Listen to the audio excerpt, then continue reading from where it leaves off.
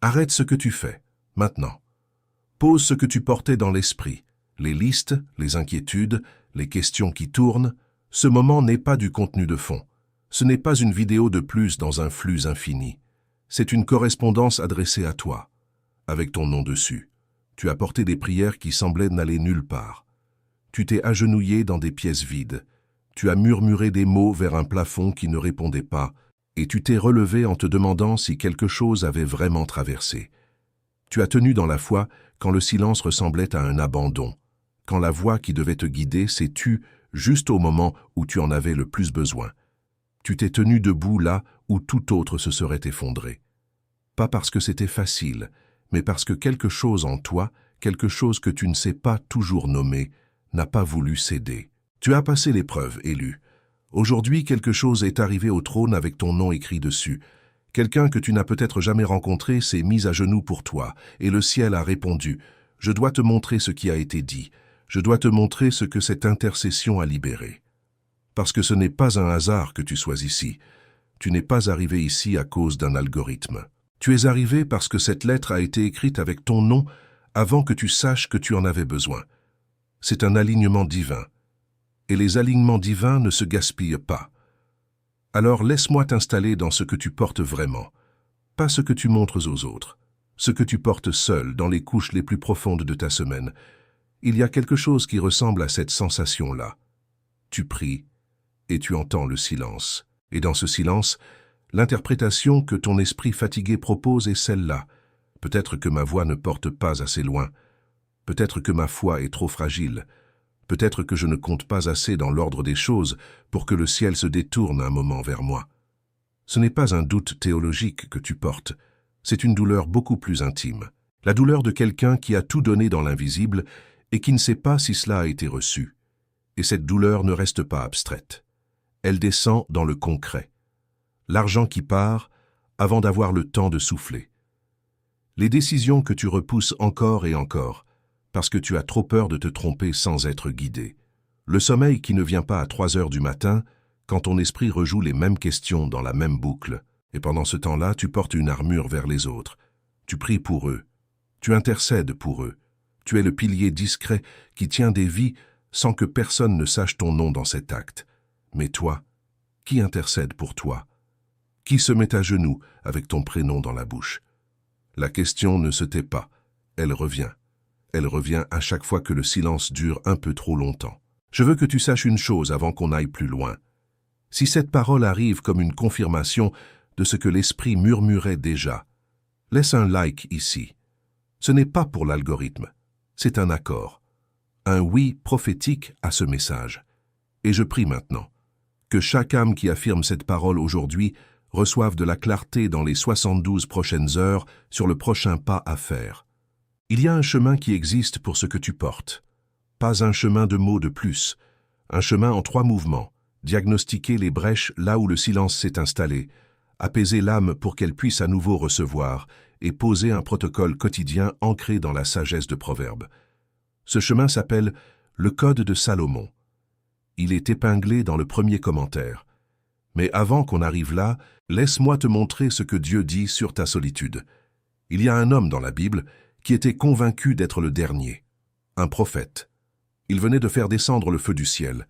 Il venait de tenir contre 450 prophètes de Baal sur le mont Carmel. Et quelques heures après cette victoire extraordinaire, il courait dans le désert et il demandait à Dieu de le laisser mourir. Il s'est assis sous un genévrier et il a dit « C'est assez.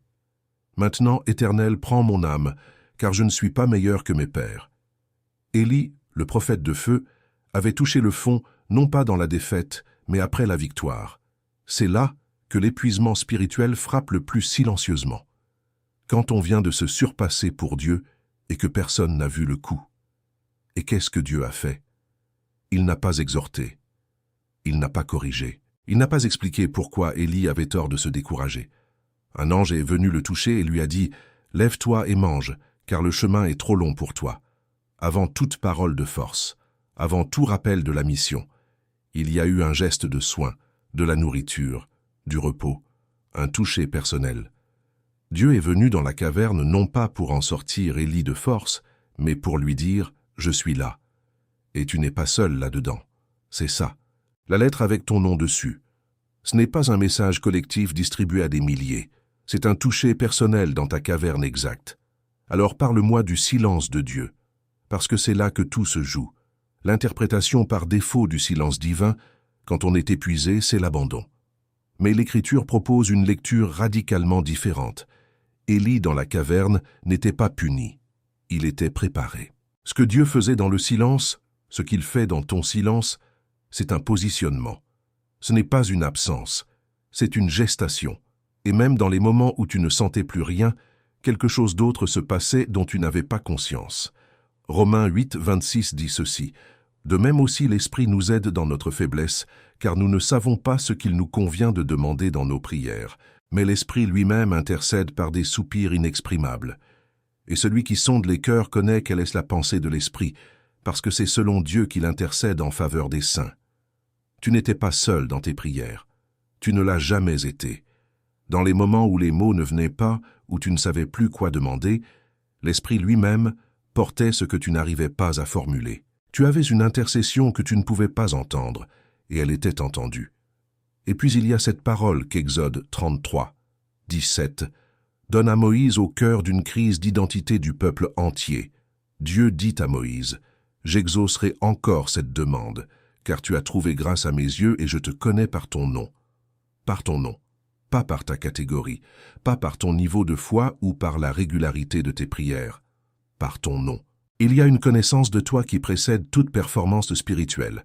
Tu es connu avant d'avoir fait quoi que ce soit pour être vu. C'est le paradoxe de l'élu. David, dans les grottes de Adullam, fugitif et oublié du monde pendant des années avant le trône.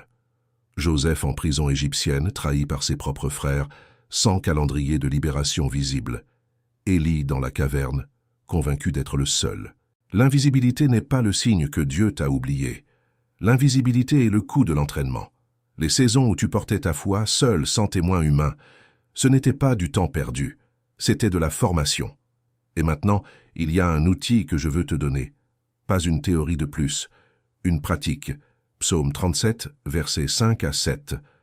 Recommande ton sort à l'Éternel, mets en lui ta confiance, et il agira. Il fera paraître ta justice comme la lumière, et ton droit comme le soleil à son midi. Attends-toi à l'Éternel, et espère en lui. La prière qui correspond à ce passage, c'est ce que j'appelle la prière d'abandon de la cause. Et elle se fait en 4 étapes concrètes. Première étape, nomme à voix haute le poids précis que tu portes seul, pas en généralité, avec précision. Cette décision financière que tu repousses, cette relation qui te coûte ton sommeil, cette vocation que tu n'oses pas revendiquer parce que le silence de Dieu t'a fait douter de toi-même. Nomme-le. L'abandon ne peut pas commencer dans le vague. Deuxième étape. Prononce l'abandon à voix haute.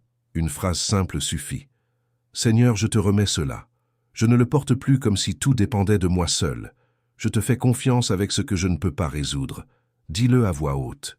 La bouche compte. Ce que tu prononces dans l'invisible a du poids. Troisième étape. 3 minutes de silence. Pas de demande supplémentaire. Pas d'explication. Juste laisser le verset 7 s'installer. Attends-toi à l'Éternel et espère en lui. 3 minutes à laisser le silence être autre chose qu'un vide, à laisser le silence être une présence. Quatrième étape. Termine avec Psaume 4, 8 comme décret de repos. En paix je me couche et je m'endors, car toi seul, Éternel, tu me donnes la sécurité dans ma demeure. Dis-le, pas comme une supplique, comme un décret, parce que c'est ça que le psaume fait. Il décrète le repos avant que les circonstances aient changé. Mais voilà ce que je dois te dire maintenant, avec honnêteté. Une prière d'abandon ne remplace pas un système de discernement quotidien. Je t'ai donné une clé, mais tu as besoin d'une maison. La clé ouvre la porte du moment. Elle ne construit pas la structure dans laquelle tu vas vivre. Et c'est là que beaucoup d'élus restent coincés. Ils ont des éclairs de clarté, des moments de paix profonde, des percées en prière. Mais ils n'ont pas de chemin quotidien pour gouverner leur esprit entre ces moments-là. Tu n'as pas besoin d'un conseil de plus. Tu as besoin de discernement. Dieu a déjà écrit ta lettre. Quelqu'un a déjà intercédé pour toi. Ta saison de porter la foi seule sans savoir si tu étais vu est terminée. Ce qui commence maintenant, c'est la saison de gouverner ton esprit, tes pas, tes décisions, avec la sagesse d'en haut. Et pour gouverner, les émotions ne suffisent pas. Les élans spirituels ne suffisent pas. Tu as besoin de ce que Salomon a demandé. Pas la richesse, pas la longévité, pas la victoire sur ses ennemis. Le discernement. Un cœur qui entend et qui comprend. Ce chemin existe. Il ne demande pas d'être théologien. Il ne demande pas 10 heures par jour. Il demande 3 mouvements réguliers. Diagnostiquer les brèches, là où le silence et la confusion se sont installés dans ta vie, apaiser l'âme pour qu'elle retrouve la capacité d'entendre, et poser un protocole ancré dans la sagesse de Proverbes, pas comme lecture dévotionnelle, mais comme boussole de décision. Le code de Salomon est épinglé dans le premier commentaire. Celui qui en a besoin sait qu'il en a besoin. Avant que cette vidéo se termine, fais une chose, une seule. Écris dans les commentaires ta ville et ton département. Je cartographie où Dieu positionne son peuple, où l'armée silencieuse se lève dans chaque coin du pays. Et à côté de ta ville, écris 4 mots. Je sais qui je suis. C'est le décret. Ce n'est pas une déclaration d'arrogance. C'est une reconnaissance. Tu sais qui tu es, élu, vu, connu par ton nom, formé dans l'invisibilité pour une saison que tu commences maintenant à saisir. Et si tu connais quelqu'un qui porte sa foi seul comme tu l'as portée, partage cette vidéo avec lui. Chaque partage est une graine. Chaque graine finit par devenir un arbre que quelqu'un d'autre pourra un jour utiliser pour s'abriter. Le code de Salomon sera toujours là dans le commentaire épinglé. Il ne part nulle part. Les décisions qu'on reporte deviennent souvent jamais, pas par manque de vouloir, mais par épuisement accumulé, par manque de structure pour tenir dans la durée entre les percées. Tu connais cette mécanique-là mieux que quiconque. Alors quand tu te sentiras prêt, cette nuit, demain matin, la semaine prochaine, le chemin sera là. Il attendra. Que la sagesse d'en haut soit ton fondement aujourd'hui. Que ton âme trouve le repos qu'elle cherche depuis trop longtemps. À la prochaine rencontre.